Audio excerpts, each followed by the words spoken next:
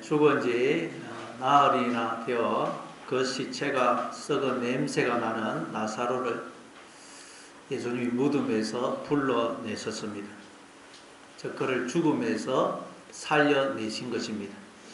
있을 수 없는 일이 일어난 것입니다. 죽은 지 얼마 되지 않은 나사로를 예수님이 다시 살리셨다면 그래도 덜 놀랄 것입니다. 근데 죽은 지 나흘이나 되어 그 시체가 썩어서 냄새가 나는 나사로를 살리셨으니 이건 상상도 할 수 없는 일이요, 인류 역사상 전무후무한 일입니다. 이게 바로 요한복음에 나오는 예수님이 행하신 7개의 표적 가운데 마지막 표적입니다. 그러니까 예수님이 이 땅에 오신 목적은 무엇이냐? 바로 이 표적을 행하여 우리를 다시 살려내기 위해서, 무덤에서 우리를 불러내기 위해서, 그래서 우리를 영원한 산자가 되도록 해주기 위해서 예수님이 이 땅에 오셨다는 것입니다. 그러니까 여러분, 예수님이 이 땅에 오셔서 7가지 표적을 행하신 것, 그리고 죽은 나사로를 살리신 이 표적을 행하신 것, 우리에게 뭘 가르치고 있느냐? 우리는 지금 하나님이 우리를 위해서 행하고 계시는 수많은 표적들 속에, 기적들 속에 살고 있다는 것입니다. 우리가 지금 죽은 지 나흘이나 되어 썩은 냄새가 나는 나사로를 살리신 그런 기적과 같은 그런 기적들 속에 우리가 지금 살고 있다는 말씀이에요. 여러분, 이 세상에 존재하는 것 자체가 기적이라 그랬죠. 과학자들도 이 세상에 존재하는 게 기적이라 그래요. 확률적으로 이건 있을 수 없는 일인데 이 세상이 존재하고 있기 때문입니다. 그리고 가장 놀라운 기적 중의 기적은 인간의 존재입니다. 여러분, 이 세상에 새 생명이 태어나는 것, 아이가 태어나는 것은 죽은 지 나흘이나 되어서 썩은 냄새가 나는 나사로가 다시 살아나는 것과 같은 기적이에요. 우리는 그 기적을 보고 있잖아요. 그리고 내가 이렇게 오늘도 살아서 숨을 쉬고 활동을 하고 생각을 하고 있는 것, 내가 이렇게 생각을 하고 있는 이 자체가 죽은 지 나흘이나 되어서 썩은 냄새가 나는 나사로가 살아나오는 것과 같은 기적이라는 것. 우리 이런 기적들 속에 살고 있어요. 근데 어떻게 해서 이런 기적이 일어나고 있다고요? 하나님이 우리를 품고 계실 뿐만 아니라 우리 안에 영으로, 로고스로, 생명으로 들어와 주셔서 우리와 하나가 되어 주시기 때문에 우리가 그 하나님의 생명의 그 존재에 참여하고 있다는 것입니다. 그러니까 우리는 하나님이 우리를 위해서 행하시는 이 기적들 속에, 그 7가지, 예수님이 행하신 그런 7가지 그런 기적들 속에 지금 우리가 살고 있는 것입니다.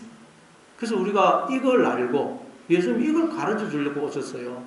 그래서 우리가 이걸 알고 하나님과 바른 관계를 맺게 되면, 즉 하나님을 나의 주인으로 머리로 모시고 그분의 다스리심과 인도하심에 순종하는 삶을 살게 되면 그동안 하나님을 떠나 죽어있던 우리가, 무덤 속에 있던 우리가 다시 나오게 되는, 산자가 되는, 영원한 산자가 되는 것입니다. 그러면 이제 우리는 죽음과 상관없는 존재가 된다는 것. 이게 예수님이 이 땅에 오셔서 행하신 7가지 표적이고, 그 중에서 죽은 나사로를 살리신 표적을 통해서 우리에게 말씀하고자 하는 메시지라는 것입니다. 그러니까 이 죽었던 나사로가 살아나고 있는 이 표적은 지금도 일어나고 있고 또 우리에게서 일어나야 될 표적인 것입니다. 자, 그런데 예수님이 행하신 이 기적을 본 사람들이, 그 당시 사람들은 어떤 반응을 보이느냐? 그러니까 예수님이 죽은 지 나흘이나 된 이 나사로를 살리신 사건에 대해서 보인 이 유대인들의 반응이 오늘 이 세상의 반응이고 또 우리의 반응이라는 거예요. 그럼 이 나사로를 살리신 기적을 본 유대인들은 어떤 반응을 보이느냐? 자, 오늘 한번 보면 45절, 46절을 읽어보겠습니다. 45절, 46절 같이 읽습니다. 시작. 마리아에게 와서 유대인들이 바리새인들에게 가서 예수께서 하신 일을 알리니라. 마르다와 마리아를 위로하러 왔던 많은 유대인들이 예수님이 죽었던 나사로를 살리시는 기적을 보고는 예수님을 믿었다고 말씀합니다. 예수님을 믿었다는 말은 무슨 뜻일까요? 저 예수는 하나님이 우리를 살리기 위해 보내신 메시아고 하나님의 아들이시구나 하고 믿었다는 걸 말해요. 그래서 예수를 믿는다는 말은 그도 이제 무덤에서 나와 산자가 되었다는 것을 의미하는 거예요. 우리가 예수를 믿는다는 건 이제 우리도 무덤에서 나와서 산자로 살아가는 것을 의미합니다. 따라서 우리는 예수를 믿는다. 그럼 우리는 늘 이제 산자로 살아가야 돼요. 산자. 자, 그런데 어떤 일이 벌어지느냐? 그 중에 어떤 자가 이제 바리새인들에게 가가지고 이 사실을 이야기합니다. 그럼 왜 이들은 바리새인들에게 가서 예수님이 죽은 나사로를 살리신 이 사건을 이야기했을까요? 그들도 예수님을 믿고 산자가 되기를 바라서 이 사건을 이야기했을까요? 아닙니다. 지금 예수님이 이런 놀라운 표적을 행함으로 많은 사람들이 예수님을 따르고 추종하고 있는데 당신들이 이렇게 손을 놓고 있으면 당신들이 지금까지 누려왔던 그 자리, 그 기득권을 다 빼앗길 수 있다. 그러니 당신들 빨리 대책을 세워라. 그런 의미로 고자질을 한 거예요. 자, 그래서 이 소문을 들은 종교 지도자들이 어떻게 하느냐. 우리 한번 47절을 읽어보겠어요. 47절 같이 읽습니다. 시작. 이에 대제사장들과 바리새인들이 공회를 모으고 이르되 이 사람이 많은 우리가 어떻게 하겠느냐. 소문을 듣게 된 대제사장들과 바리새인들이 공회를 모읍니다. 이 공회란 산헤드린 공회를 가리키는데 이 공회는 요즘으로 말하면 국회와 비슷해요. 근데 다른 것은 요즘 국회는 입법권만 있지만 이 당시 산헤드린 공회는 입법권, 사법권, 행정권을 다 가지고 있었습니다. 이 당시 이스라엘은 로마의 식민 지배를 받고 있었는데 특별히 로마는 이 유대인들에게는 일종의 자치권을 부여했어요. 너희들이 알아서 나라를 다스리라. 일종의 자치권을 부여했습니다. 그래서 유대인들은 산헤드린 70명으로 이루어진 산헤드린 공회를 구성해서 그 공회를 통해서 자치권을 행사하고 있었습니다. 그러니까 이 공회를 소집했다는 말은 유대 민족의 최고의 권력 기관을 소집했다는 뜻입니다. 그래서 이 공회에서 이제 결정이 되면, 의논이 되고 결정이 되면 이제 가장 강력한 효력을, 법적인 효력을 가지게 되는 것입니다. 근데 이들이 공회를 모은 이유가 뭐냐? 왜 모았느냐? 예수님 때문에. 예수님이 죽은 나사로를 살리신 표적을 행하셨기 때문입니다. 그래서 거기 보니까 이 사람이 많은 표적을 행하니 우리가 어떻게 하겠느냐. 그렇게 의논을 합니다. 이 사람이 많은 표적을 행하니 우리가 어떻게 하겠느냐. 여러분, 예수님이 죽은 나사로를 살리신 표적을 행했어요. 그럼 어떻게 해야 되겠습니까? 그럼 예수님을 믿어야죠. 물론 모를 수가 있어요. 예수님이 표적을 일으켰는데 그걸 보고 좀 어떻게 해야 될지 모를 수가 있습니다. 그래서 사도행전 2장에 보면 오순절날 성령이 임한 제자들이 복음을 전하니까 복음을 들은 무리들이 어떤 반응을 보입니까? 우리 한번 사도행전 2장 37절 38절입니다. 사도행전 2장 37절 38절 같이 읽습니다. 시작. 그들이 이 말을 듣고 마음에 찔려 베드로와 다른 사도들에게 물어 이르되 베드로가 이르되 너희가 회개하여 각각 예수 그리스도의 이름으로 세례를 받고 죄 사함을 받으라. 그리하면 성령의 선물을 받으리니. 복음을 들은 이들이 마음의 찔림을 받았어요. 왜 찔림을 받았을까요? 지금까지 이 나라는 존재, 내게 주어진 모든 것, 내 인생이 내 것인 줄 알았어요. 근데 알고 보니 하나님의 것이네요. 하나님의 것을 도둑질 해가지고 내가 도둑놈으로 살았어요. 그러니 찔림을 받은 게 찔림. 그래서 이 찔림을 받았다는 말은 이제 잠자는 그 영혼이 무덤에서 나온 거예요. 이 찔렸다는 거. 그걸 깨달았다는 거. 이제 나사로처럼 무덤에서 나온 거예요. 야, 이 나라면 존재가 내 인생이 하나님의 것이구나 한 거예요. 이제 산자가 된 것입니다.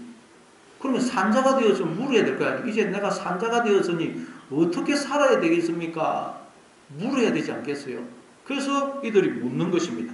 형제들아, 우리가 이제 어떻게 할꼬, 어찌 할꼬. 그러니까 이들은 믿으려고 물은 거예요. 그때 베드로가 너희가 회개하여 각각 예수 그리스도의 이름으로 세례를 받고 죄 사함을 받아라. 그리하면 성령의 선물을 받을 것이다. 그렇게 말합니다. 먼저 회개하라는 거예요. 회개. 하나님을 떠나 죄와 사망 속으로 무덤 속으로 들어가는 그 방향을 하나님께로 돌이키라는 거예요. 그게 회개입니다. 그래서 각각 예수 그리스도의 이름으로 세례를 받으라고 이야기합니다. 예수 그리스도 이름으로 세례를 받는다는 말은 예수님과 함께 죽고 예수님과 함께 다시 살아나는 걸 의미합니다.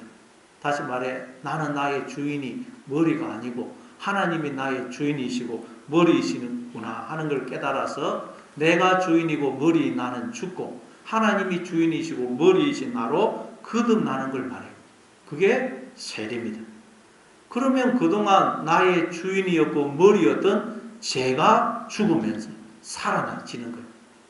그 나의 주인이었고 머리도 그게 바로 죄입니다. 죄. 그 죄가 죽어버리고 사라지는 거예요. 그게 죄사함입니다. 죄사함. 흔히 구원파 같은 데서 뭐 죄사함의 비밀 이런 말로 성도들을 미혹을 하는데 여러분 속지 마시기 바랍니다. 죄라는 것은 다른 게 아니에요. 그동안 나를 속에서 나의 주인 노릇하던 머리 노릇하던 나의 옛자 그게 죄입니다. 죄.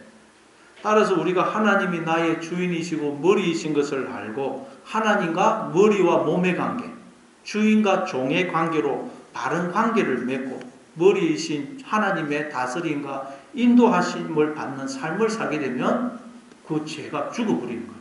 죄가 사라져버리는 거예요.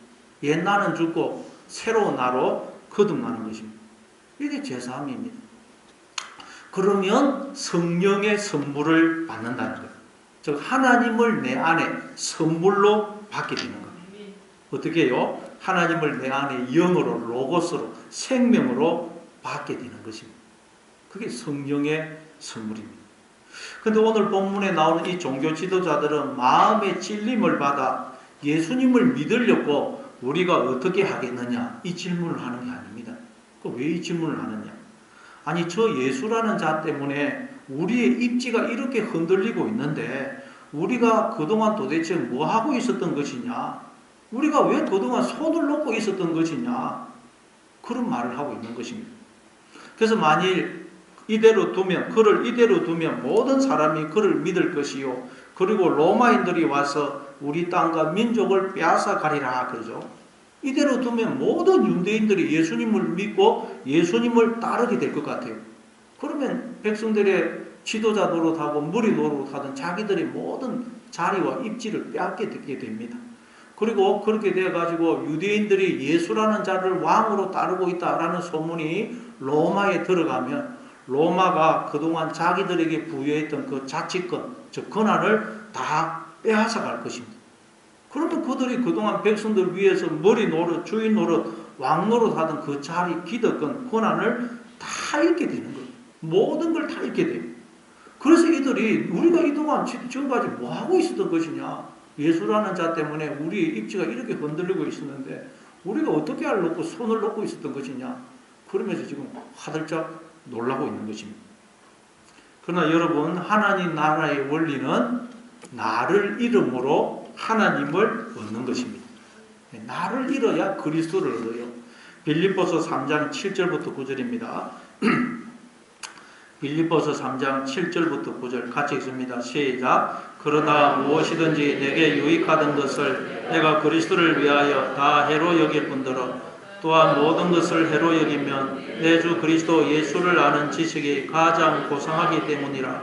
내가 그를 위하여 모든 것을 잃어버리고 배설물로 여기면 그리스도를 얻고 그 안에서 발견되려 함이니 내가 가진 것은 율법에서 난 것이 아니요 믿음으로 말미암은 것이니 곧 믿음으로 하나님께로부터 난 거라. 거기 7절에 보면 내게 유익하던 모든 것을 내가 그리스도를 위하여 다 해로 여긴다 그러죠. 이 말은 내가 나의 주인이고 내게 주어진 모든 것, 이 내 인생, 나라는 존재, 이 모든 것이 내 것이다 라고 생각하는 그 생각을 해로 여긴다는 것. 그 생각이 나를 망하게 하는 것. 그 생각이 바로 죄입니다. 죄. 그 죄가, 그 생각이 나를 속여서 나의 주인이 머리가 되어서 나를 종로로 시켜서 자꾸 하나님을 떠나 사망 속으로, 무덤 속으로 들어가도록 하기 때문입니다. 그래서 사도 바울은 이걸 깨닫고 내가 그를 위하여 모든 것을 잃어버리고 배설물로 여긴다 그러죠. 뭐 이건 진짜 우리 이걸 다 뭐 배설물 여긴다는 말이 아니고, 알고 봤더니 내 생명, 나라는 존재, 내게 주어진 모든 것이 내 것이 아니고 하나님의 것임을 알고 이제 주인 되신 하나님께 모든 것을 돌려드리는 걸 말해요. 그러니까 여러분, 우리가 예수님을 믿어 이제 무덤에서 나오게 되면, 산자가 되면 그때부터 우리가 해야 될 게 뭐겠어요? 그동안 하나님의 것을 도둑질 해가지고 내 것이냐 주인 노릇하는 걸 찾아가지고 모든 걸 하나님께 돌려드려야 돼요. 그게 이제 우리가 예수님을 믿게 되면, 산자가 되면 해야 될 일이, 아, 이것도 하나님 것이네요. 아, 이것도 하나님 것이네요. 아, 이거는 내 것인 줄 알았는데 이것도 내가 하나님의 것을 도둑질 해가지고 내 것인 줄 착각하고 있었네요. 계속 하나님의 것을 하나님께 돌려드리는 것. 이게 우리가 산자가 되면 해야 될 일이에요. 그래서 하나님의 것을 다 돌려드리면 그때 우리는 그리스도를, 즉 하나님을 얻게 되는 것입니다. 그래서 사도 바울은 모든 걸 배설물로 여기는데 그 이유는 그리스도를 얻기 위해서라고 그러죠. 그리스도를 얻기 위해. 왜냐하면 하나님께 나를 돌려드리면 하나님이 나의 머리가 되어주시거든요. 그래서 그렇게 해서 우리는 하나님을 얻는 거예요. 나를 다 돌려드리면, 질그릇인 나를 하나님께 돌려드리면 하나님이 나를 당신으로 채워주시는 거예요. 이게 여러분 하나님 나라의 원리입니다. 이처럼 나를 잃음으로 우리는 그리스도를, 하나님을 얻는 것입니다. 여러분 부부관계도 마찬가지죠. 나를 온전히 아내에게 줄 때 우리는 비로소 아내를 얻게 되는 것입니다. 즉 나를 잃음으로 아내를 얻어요. 그러니까 왜 부부가 하나가 안 되느냐? 아내를 얻기 위해 나를 잃지 않기 때문에 아내를 얻지 못하는 거예요. 결혼을 하면 이제 나라는 존재는 당신 것입니다. 그러니 당신 것을 당신에게 돌려드리니 당신이 알아서 하세요. 이렇게 할 때 아내를 얻는 거예요. 하나님이 우리를 얻으시려고 먼저 자신을 잃으신 거예요. 그래서 에베소서 5장 25절에 보면 남편들은 아내 사랑하기를 그리스도께서 교회를 사랑하시고 그 교회를 위하여 자신을 주신 같이 하라. 하나님 우리를 얻으시려고 먼저 자신을 주신 것, 자신을 잃으신 것입니다. 그래서 우리도 나를 잃어야만 하나님을 얻을 수가 있어요. 그런데 이 종교 지도자들은 나를 잃어야 하나님을 얻는다는 이 원리를 모르는 거예요. 나를 잃기가 싫은 것입니다. 근데 이게 우리의 모습이죠. 여러분이 잃기 싫은 것, 하나님께 빼앗기기 싫은 것, 그래서 꼭 움켜쥐고 있는 건 무엇입니까? 그걸 움켜쥐고 있는 한 우리는 그리스도를, 즉 하나님을 얻을 수 없어요. 그래서 예수를 믿지만 늘 목이 마른 것입니다. 기쁨이 없고 감사가 없고 만족이 없는 것입니다. 하나님의 능력이 나타나지를 않는 것입니다. 왜? 하나님의 것을 돌려드려야 되는데 다 붙들고 있기 때문에, 나를 잃지 않기 때문에 하나님을 얻지를 못해서 그런 것입니다. 지금 이 종교 지도자들의 모습이 바로 우리의 모습인 것입니다. 자, 우리 한번 또 49절 50절 한번 읽어보겠어요. 49절 50절 같이 읽습니다. 시작. 그 중에 한 사람 그의 대제사장인 가야바가 그들에게 말하되 너희가 아무것도 알지 못하는도다. 한 사람이 백성을 위하여 죽어서 온 민족이 망하지 않게 되는 것이 너희에게 유익한 줄을 생각하지 아니하는도다 하였으니 대제사장들과 바리새인들이 공의를 모아서 예수라는 자 때문에 우리의 입지가 위험하게 되었는데 이 일을 우리가 도대체 어떻게 하면 좋겠느냐 하고 의논을 하고 있으니까 그의 대제사장인 가야바가 일어나서 이렇게 말합니다. 너희들이 아무것도 알지 못하는도다. 이 말은 당신들 왜 그렇게 어리석느냐, 왜 그렇게 머리가 안 돌아가느냐 이런 뜻이에요. 그러면서 가야바가 이렇게 말합니다. 한 사람이 백성을 위하여 죽어서 온 민족이 망하지 않게 되는 것이 너희에게 유익한 줄을 생각하지 아니하는도다. 이 말은 무슨 말이냐? 지금 저 예수라는 자 한 사람 때문에 이렇게 온 민족이 혼란스러운 것 아니냐? 그러면 답은 나온 거 아니냐? 저 예수라는 자 한 사람만 죽여버리면 이 모든 문제가 해결되는 것 아니냐. 그런데 뭘 그렇게 쓸데없이 고민을 하고 있느냐. 라는 말이에요. 아니, 예수라는 자 때문에 이 모든 문제가 일어났으니 저 예수 한 사람만 죽여버리면 이 모든 문제가 해결되는데 뭘 그렇게 고민을 하고 있느냐. 이 말이에요. 그러니까 들어보니까 이 다른 사람들이 너무 그럴듯하고 맞는 말이죠. 기가 솔깃하죠. 이게 마귀가 늘 우리에게 하는 말이에요. 너 그렇게 고민할 게 뭐가 있어? 예수만 죽여버리면, 하나님만 죽여버리면 너의 모든 문제가 해결돼. 그러면 네가 너의 주인이 머리가 되고 네가 하나님 거 다 차지하고 네가 하나님 될 수 있어. 근데 뭘 고민하고 있어? 예수만 죽여, 하나님만 죽여. 이게 마귀가 우리에게 늘 하는 말이에요. 들어보면 너무 많죠. 그게 뱀이 하와에게 한 말이에요. 그래서 우리는 늘 이 죄의 유혹에 속아서 하나님을 죽입니다. 틈만 나면 하나님을 죽여요. 왜냐하면 이 모든 혼돈을 해결하는 유일한 방법은 하나님을 죽이는 것이고, 그래서 인류 역사 내내 인간들이 해온 게 뭡니까? 하나님을 죽여왔던, 하나님을 죽인 것. 하나님은 없으면 이 세상 인간이 주인이 되어서 살아갈 수가 있거든요. 자, 로마서 8장 6절입니다. 로마서 8장 6절 같이 읽습니다. 시작. 육신의 생각은 사망이요 영의 생각은 생명과 평안이라. 육신의 생각은 그 자체가 사망이고 영의 생각은 생명과 평안이라고 그러죠. 내가 지금 육신의 생각을 하고 있다. 내가 나의 머리가 되어서 하나님의 뜻과 상관없는 그런 생각을 하고 있다. 그럼 나는 그 상태가 죽은 상태라. 죽은 상태. 근데 예수님이 요한복음 6장 63절에서 내가 너희에게 이르는 말이 곧 영이고 생명이다. 그렇게 말씀하셨죠. 로고스가 영이고 생명이다. 말, 영, 생명은 같은 것이라는 거예요. 자, 이게 무슨 말이냐? 여러분이 지금 생각을 하고 있는데, 인간들이 다 생각을 하는데, 생각을 뭘로 한다 그랬죠? 말로 합니다. 여러분이 지금 다 생각을 하고 있는데, 그 생각을 인간이 뭘로 하느냐? 말로 하고 있어요. 말로. 로고스로 합니다.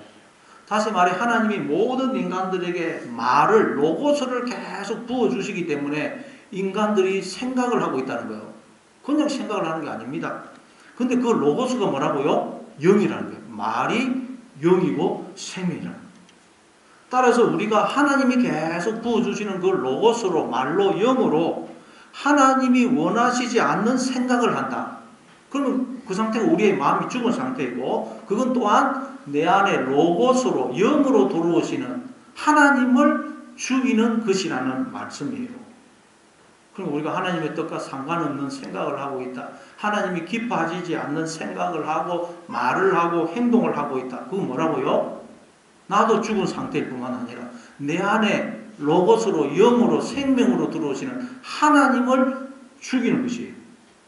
그럼 우리가 얼마나 하나님을 죽이고 있는지 모릅니다. 여기 다 살인자가 앉아있는 거예요. 살인자. 얼마나 하나님을 우리가 죽이는지 몰라요.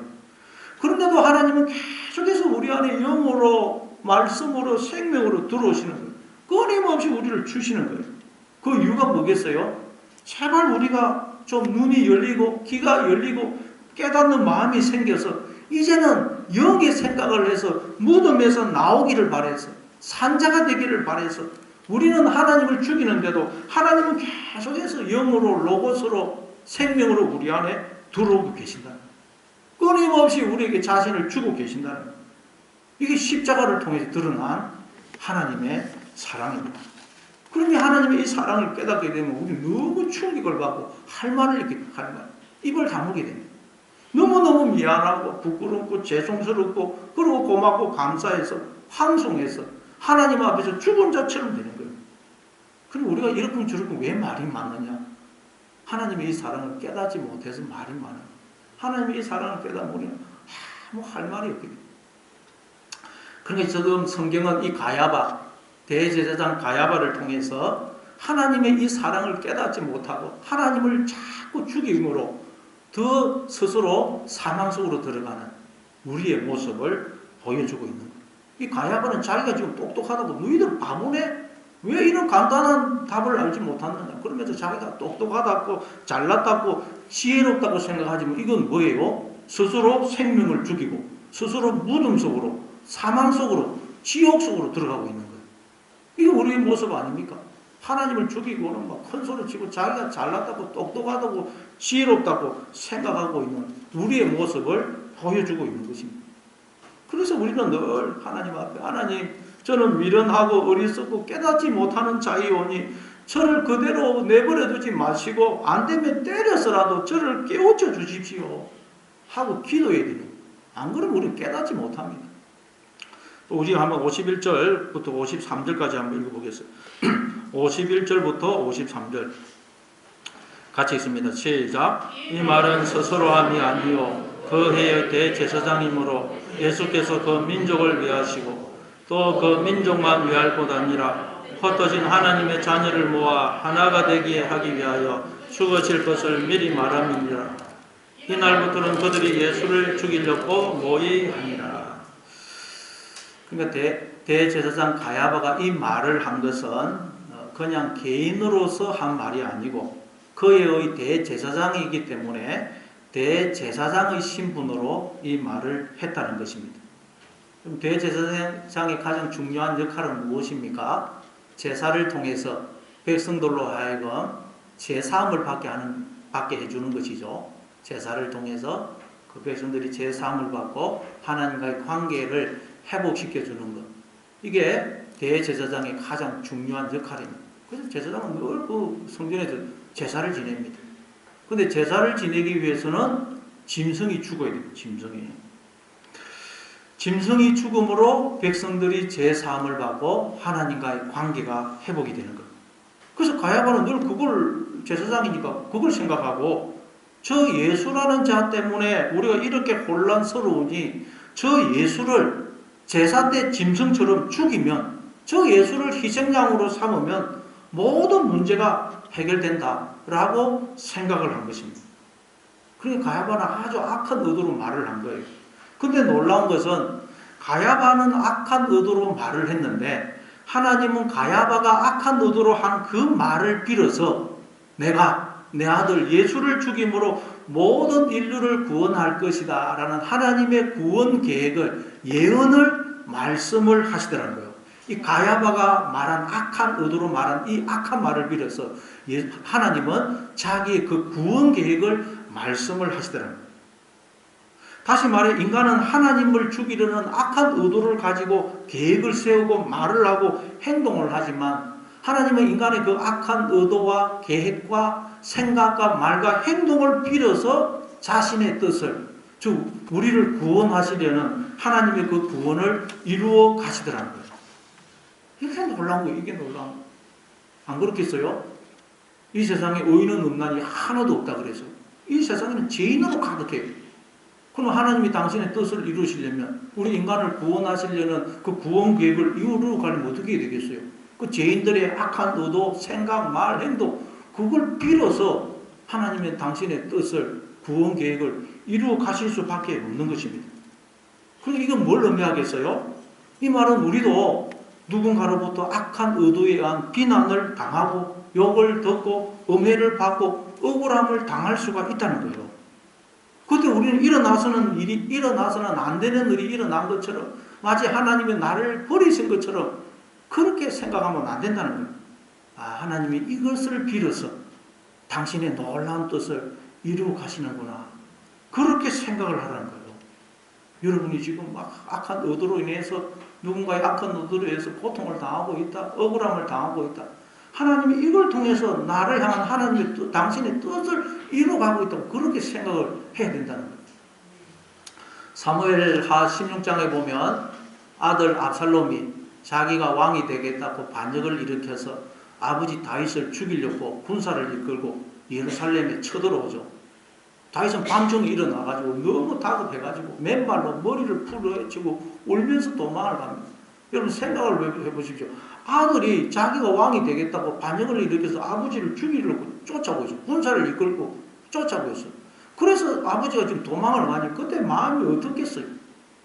더더구나 다윗은 아들 압살롬이 반역을 일으킨 것이 자기의 죄 때문이라는 걸 알고 있어요. 자기가 바세바와 범죄하고 그걸 은폐하기 위해서 우리를 죽인 것 때문에 하나님이 자신을 징계하고 계시다는 걸 알고 계세요. 그러니까 아들 압살롬이 반역을 이런 것도 자기 때문이에요. 자기 때문에. 그래서 나 마음이 얼마나 괴롭겠어요. 근데 다윗이 그렇게 도망을 가고 있는데, 다윗이 도망가고 있다는 걸 알고는 시므이라는 자가 나와가지고 도망가고 있는 다윗을 향하여 돌을 던지고 온갖 욕을, 저주를 퍼붓습니다. 어떤 말로 퍼붓느냐? 사무엘 16장 7절 8절입니다. 사무엘하 16장 7절 8절 같이 읽습니다. 시작. 시므이가 저주하는 가운데 이와 같이 말하니라. 피를 흘린 자여, 사악한 자여, 가거라 가거라. 사울의 족속의 모든 피를 여호와께서 내게로 돌리셨도다. 그를 이어서 내가 왕이 되었으나 여호와께서 나라를 내 아들 압살롬의 손에 넘기셨도다. 보라, 너는 피를 흘린 자이므로 화를 자초하였느니라 하는지라. 피를 흘린 자야, 이 살인자야, 사악한 자야, 가거라 가거라. 저 꺼지라는 거야. 너는 이제 영원히 사라지라는 거야. 너는 이제 끝났다는 거야. 막 저주를 퍼부어요. 다윗이 할 말이 없어요. 맞는 말이거든요. 그때 서루야의 아들 아비세 장군이 왕이요, 저 죽은 개 같은 자가 저렇게 다 왕을 욕하는데 제가 당장 달려가서 단칼에 저놈의 목을 치겠습니다. 그래서 다윗이 뭐라고 말합니까? 사무엘하 16장 10절입니다. 사무엘하 16장 10절 같이 읽습니다. 시작. 왕이 이르되 서루야의 아들들아, 내가 너희와 무슨 상관이 있느냐? 그가 저주하는 것은 여호와께서 그에게 다윗을 저주하라 하심이니 내가 어찌 그리하였느냐 할 자가 누구겠느냐 하고. 다윗은 지금 하나님께서 저 서루야를 빌어서 나를 꾸짖고 책망하고 계시다는 거예요. 하나님이 저 서루야를 해초리로 삼아서 나를 때리고 계시다는 거예요. 그럼 하나님이 나를 꾸짖으시면 내가 그 꾸지람을 들어야 되고, 하나님이 나를 때리시면 내가 맞아야지 어떻게 하겠냐는 거예요. 그렇죠. 우리도 자식이 잘못했을 때 또 해초리로 자식을 때릴 수가 있습니다. 그때 자식이 막 반항을 하고 일어나가지고 해초리를 부딪히고 이러면 더 화가 나요. 그러나 그때 자식이 죄송합니다 그러면서 그냥 조용히 맞고 있으면, 때리고 나서 너무 마음이 괴롭게 보면 내가 왜 때렸을까? 다시는 안 때려야지. 평생 그냥 자식 때리는 것이 마음이 아파요. 마찬가지입니다. 누군가가 나를 욕하고 엄해하고 비난하면 하나님이 저 사람을 통해서 나를 꾸짖으시는구나. 하나님이 저 사람을 해초리로 삼아서 나를 때리시는구나. 그럼 내가 꾸짖으람을 듣고 매를 맞아야지 하고 조용히 꾸지람을 듣고 매를 맞아야 된다는 거예요. 그럼 그러지 안 그러고 막 일어나가지고 반항하고 해초리를 부러뜨리고 그러지 말라는 거예요. 나는 죄가 없다, 억울하다 그러면서 그 사람과 싸우지 말라는 거예요. 하나님이 저 사람을 빌어서 나를 꾸짖고 계시고 하나님이 저 사람을 해초리로 삼아서 나를 때리고 계시구나. 그래서 조용히 꾸지람을 듣고 해초리를 맞으면 하나님이 너무너무 마음 아파하신다는 거예요. 그래서 내가 다시는 내 자녀를 때리는가 봐라 그러시면서 해초리로 사용된 그 사람을 네가 내 자녀를 때려 그러면서 심판하신다는 거예요. 이게 성경이 하는 이야기예요. 그럼 여러분 누가 혹시 여러분을 비난하고 욕하고 여러분 억울함을 당한다 하더라도 하나님 그 사람을 빌어서 나를 꾸짖으시고 그 사람을 해초리로 삼아서 나를 때리시는구나 하고 여러분 꾸지람을 들으시고 해초리를 맞으시기 바랍니다. 그럼 하나님이 다 원수는 갚으세요. 자, 그리고 우리 한번 54절을 보겠습니다. 우리 오늘 보면 54절 같이 읽습니다. 시작. 그러므로 예수께서 다시 유대인 가운데 드러나게 다니지 아니하시고 거기를 떠나 빈들 가까운 곳인 에브라임이라는 동네에 가서 제자들과 함께 거기 머무르시느니라. 산헤드린 공회에서 이제 공개적으로 예수를 죽이기로 의논이 되었습니다. 그래서 이제 예수님은 유대인들 가운데 드러나게 다니지 아니하시고 거기를 떠나 빈들 가까운 곳인 에브라임에 가서 제자들과 함께 머무십니다. 그러니까 이제 유대인들 가운데는 예수님이 보이지를 않으시는 거예요. 왜냐하면 산헤드린 공회에서 예수님을 죽이기로 결의했기 때문입니다. 마찬가지로 우리 눈에 왜 하나님이 보이지를 않느냐? 바로 우리가 하나님을 죽이고 있기 때문이라는 거예요. 내가 나의 주인이 머리가 되어서 하나님이 원하시지 않는 생각과 말과 행동을 하고 있기 때문에 하나님이 지금 자신을 숨기고 계시다는 거예요. 숨기고. 자, 이사야서 45장 15절입니다. 이사야서 45장 15절 같이 읽습니다. 시작. 구원자 이스라엘의 하나님이여 진실로 주는 스스로 숨어 계시는 하나님이시니이다. 이사야 선지자가 알게 된 하나님은 어떤 분이냐? 하나님은 자기를 숨기시는 하나님이더라는 거예요. 왜 하나님이 자신을 숨기실까요? 보니까 인간들이 하나님을 몰아내고 하나님 자리에 앉아서 하나님 노릇하고 있기 때문에 하나님이 자신을 숨기고 계시다는 거예요. 아니 그런 경우라면 우리 인간 같으면 당장 나를 드러내어서 감히 네가 내 자리를 빼앗고 하나님 노릇해 그러면서 심판을 하지 않겠어요? 그런데도 하나님은 그러시지 않고 왜? 하나님이 자신을 확 드러내시면 우리가 도둑질을 해가지고 하나님 자리 앉아가지고 하나님 맹세하는 게 다 들통이 나서 너무너무 부끄럽고 수치스러울까봐 하나님은 우리가 눈과 귀가 열리고 깨닫는 마음이 생겨서 스스로 하나님 자리에서 내려오고 하나님을 주인으로 영접하실 때까지 숨어서 기다리고 계신다. 우리가 너무 미안해할까봐 부끄러워할까봐 숨어서 기다리고 계신다. 그랬더니 인간들이 어떻게 하더라고요? 하나님이 어디 있냐 이러고 있더라고요. 하나님 인간들이 미안해할까봐 숨어 계시더니 인간들은 하나님이 어디 있어? 이게 세상의 모습이고 우리의 모습 아니에요. 얼마나 그냥 기가 찰 노릇이에요. 그러니 하나님이 보이지 않고 느끼지 않을 때마다 뭘 생각해야 된다고요? 내가 또 하나님 자리에 앉아서 하나님 노릇하고 있으니까 하나님이 내가 너무 부끄러워하고 미안해할까봐 내가 깨달을 때까지 숨어 계시는구나, 숨어서 기다리고 계시는구나 하는 걸 생각하고 빨리 하나님 자리에서 내려와야 돼요. 하나님을 영접해야 됩니다. 그래서 이제는 우리도 어떻게 되겠어요? 하나님을 영접하고 나는 감추고 하나님을 드러내는 그런 자로 살아가야 돼요. 이게 예수님이 유대인들 가운데 드러내지 아니하시고 저 에브라임에 가서 머무시더라는 말씀이 의미해요. 하나님이 자신을 감추시는 거예요. 그래서 우리는 이제 이걸 알면 하나님을 영접하고 나는 감추고 하나님을 드러내는 자로 살아가야 되는 것입니다. 자, 그렇게 예수님은 자신을 감추시고는 빈들 가까운 곳인 에브라임에 가서 거하세요. 그래서 빈들이라는 말이 에레모어스, 광야라는 뜻입니다. 광야 가까운 곳인 에브라임에 가서 머무십니다. 예수님은 공생애를 시작하실 때도 광야에 가서 40일 금식하시고 거기서 마귀에게 시험을 받으시죠. 그리고 출애굽한 이스라엘 백성들도 하나님이 그들을 광야로 인도해서 40년 동안 그들을 시험하시죠. 즉 그들을 훈련시키십니다. 마찬가지로 우리도 이 세상의 보냄을 받아 다 광야 인생을 살고 있습니다. 우리도 지금 다 광야를 지나고 있는 것입니다. 그 목적은 뭐라고요? 하나님이 우리를 시험하기 위해서, 즉 우리를 훈련시키기 위해서, 양육하기 위해서입니다. 그러면 그 훈련의 내용은 뭐냐? 바로 오직 하나님만 바라보고 하나님만 의지하는 자가 되는 것입니다.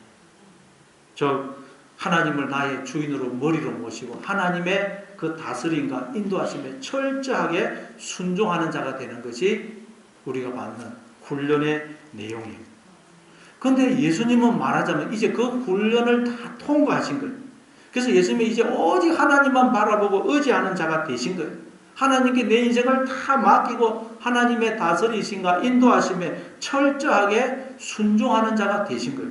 그랬더니 예수님은 빈들, 즉 광야 가까운 곳인 에브라임에 거하게 되시더라는 거예요. 에브라임이 정확히 어딘지는 몰라요. 오늘날 에브라임이 어딘지는 모릅니다. 학자들도 에브라임이 어딘지는 모릅니다. 근데 이 에브라임은 누구죠? 요셉의 둘째 아들이 에브라임이죠. 요셉이 애굽의 총리가 되어서 이제 두 아들을 낳았는데 첫째 아들을 낳고는 므낫세라고 짓습니다. 하나님께서 나의 지난 모든 수고와 수치를 다 잊게 해주셨구나. 그런 의미로 므낫세라고 짓고 또 두 번째 아들을 낳았는데 그때는 하나님께서 내가 수고한 이 땅에서 풍성한 열매를 거두게 하셨구나.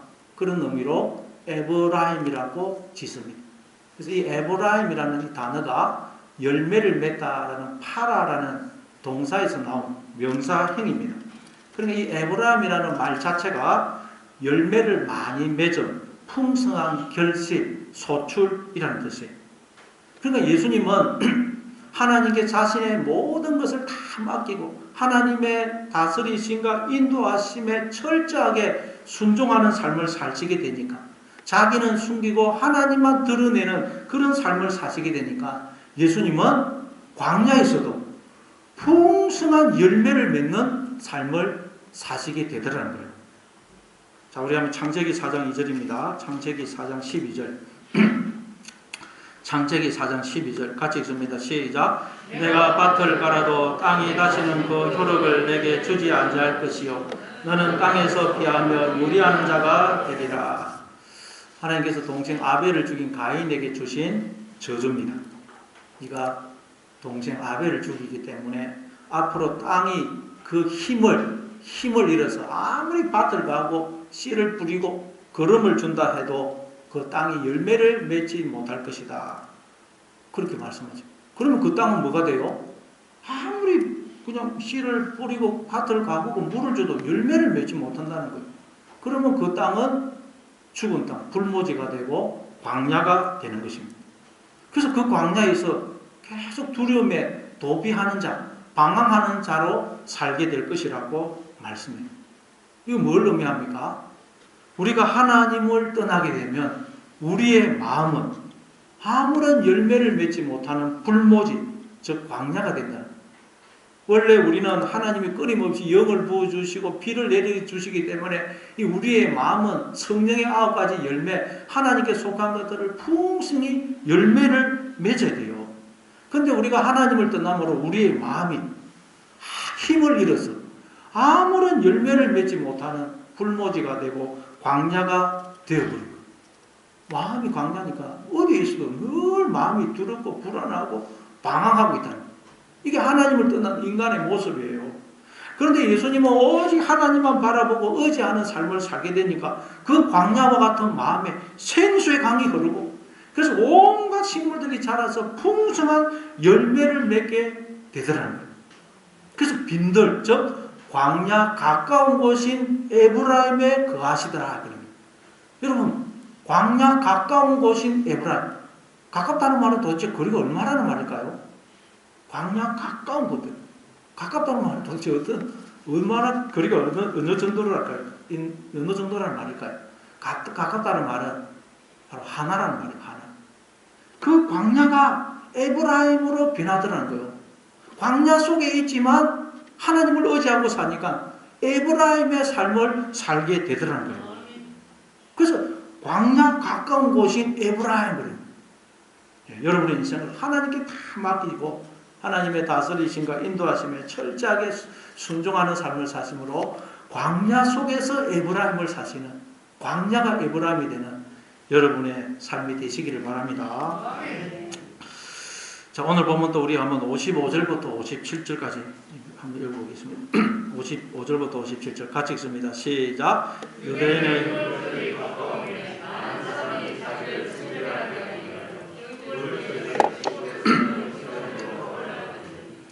그들이 예수를 찾으며 성전에 서서 서로 말하되 너희 생각에는 어떠하냐? 대신들이 누구든지 예수 있는 곳을 알거든 신고하여 잡게 하라 명령하였음이르라. 또다시 유대인의 명절인 유월절이 다가왔습니다. 그래서 많은 유대인들이 자신을 성결하게 하기 위해서 유월절 전에 시골에서 각 지방에서 이제 예루살렘으로 올라왔습니다. 왜냐하면 이 부정하면 그 유월절 예식에 참석할 수 없거든요. 그래서 뭐 시체를 만졌다든지 부정한 진정에 접촉을 하면 부정이 돼서 유월절 예식에 참석할 수 없으니까 미리 예루살렘에 와서 그런 것에 접촉하지 않으려고, 그리고 부정하셨다면 정결 예식을 통해서 정결해지려고, 그래서 유월절 예식에 참여하려고 사람들이 미리 예루살렘에 많이 모여들었어요. 그러니까 아직 유월절이 시작이 안 됐다는 말이에요. 그렇지만 미리 많은 사람들이 지금 예루살렘에 모여 있습니다. 그런데 그렇게 유대인들이 많이 모이게 되자 그들이 예수님을 찾습니다. 예수님을 찾으면서 서로 말하기를 너 생각에는 어떠하냐? 그가 명절에 오지 아니하겠느냐? 그래. 이 말은 그냥 보면 명절에 그가 반드시 올 것이다 이런 의미로 이해가 되는데 이건 번역을 잘못했어요. 정확하게 번역하면 그가 명절에 안 오지 않겠느냐. 예, 이중부정어가 써 있습니다. 헬라 본문에는 그가 이번 명절에 안 오지 않겠느냐. 오지 않겠느냐가 아니고 안 오지 않겠느냐. 왜 이런 말을 합니까? 그게 보니까 57절에 보니까 이는 대제사장들과 바리새인들이 누구든지 예수 있는 곳을 알거든 신고하여 잡게 하라 명령하였음이라. 그러니까 이미 산헤드린 공의에서 예수를 체포하라는 체포령이 떨어졌어요. 말하자면 곳곳에 예수를 잡으라는 그 지명수배범 전단이 예루살렘에 곳곳이 지금 붙어 있는 거예요. 그래서 6월절 전에 미리 예루살렘에 모인 유대인들이 예수님이 보이면 신고를 하려고, 신고하면 포상금을 받잖아요. 그래서 예수님이 보이면 신고를 하려고 찾다가 안 보이니까 에이 상황이 이런데 어떻게 그가 명절에 오겠느냐, 이런 상황에서 그가 어떻게 명절에 오겠느냐, 예루살렘에 오겠느냐, 안 올 것이 틀림없다, 이렇게 서로 말을 하고 있는 것입니다. 그렇죠? 누가 스스로 사지에 들어오겠어요? 지금 다 진명수범 전단이 지금 곳곳이 붙어 있는데 예수님은 어떻게 스스로 그 예루살렘에 들어오겠어요? 그래서 이들이 에이 이런 상황이 있는데 어떻게 예수가 이번 명절에 오겠느냐, 안 올 것이 틀림없다, 지금 이러고 있는 거예요. 자, 그런데 실제로는 어떤 일이 벌어집니까? 자, 요한복음 12장 우리 한번 1절을 보면 실제로는 어떤 일이 벌어지느냐. 요한복음 12장 1절 같이 읽습니다. 시작. 엿새 전에 예수께서 베다니에 이르시니 이곳은 예수께서 죽은 자 가운데서 살리신 나사로가 있는 곳이라. 6월절 엿새 전에 예수님이 베다니, 나사로를 살리신 그 마을인 베다니에 오십니다.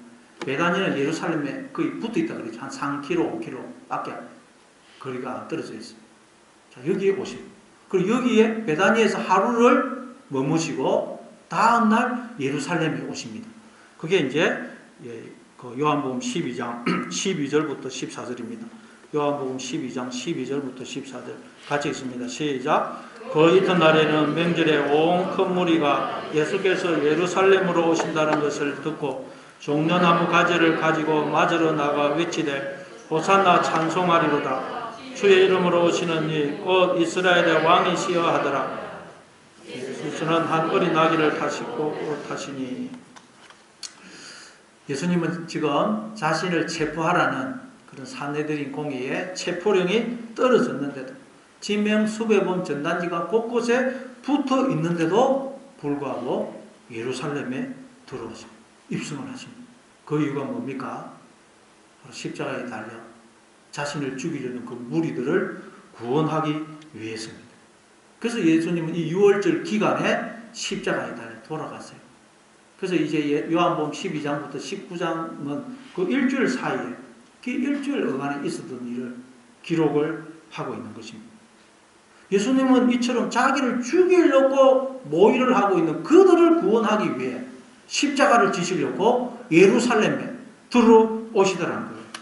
이 말은 무슨 뜻이에요? 우리는 끊임없이 하나님을 죽이고 있는데도, 우리는 하나님을 대적하고 원수로 행하고 있는데도 하나님은 그런 나를 구원하시려고 언제나 나를 찾아오신다는 거예요.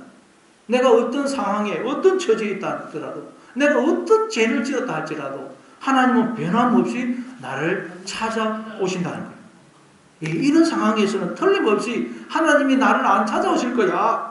내가 지금 이런 모습인데, 내가 이런 엄청난 죄를 지었는데 설마 하나님이 이런 나를 찾아오시기 위해서 틀림없이 안 찾아오실 거야. 그렇게 생각했는데도 하나님은 그때도 변함없이 나를 찾아와 주시더라는 거예요. 그렇게 하나님이 찾아와 주셔서 저와 여러분이 오늘 이 자리에 지금 있게 된 거 아닙니까? 이렇게 하나님의 찾아오심을 경험한 사람들, 즉 청량할 수 없는 이 하나님의 사랑을 경험한 사람은 이제 그도 어느 곳이든 누구든지 이 하나님의 사랑을 마음에 담고 찾아가게 되는, 이 하나님의 사랑을 경험한 사람, 나를 비난하고 욕하고 나를 죽이려는 사람도 찾아가게 된다는 거예요. 그때 광야와 같은 우리의 마음은 비로소 에브라임으로 변하게 되는 거예요. 광야 속에서 우리는 에브라임을 살게 되는 것입니다. 언제든지 나를 찾아오시는 이 하나님, 이 하나님께 내 인생을 다 맡기고 하나님의 다스리심과 인도하심에 철저하게 순종하는 삶을 사심으로 광야가 에브라임으로 변하는, 광야 속에서 에브라임을 사시는 여러분의 삶이 다 되시기를 바랍니다. 아버지 하나님, 은혜를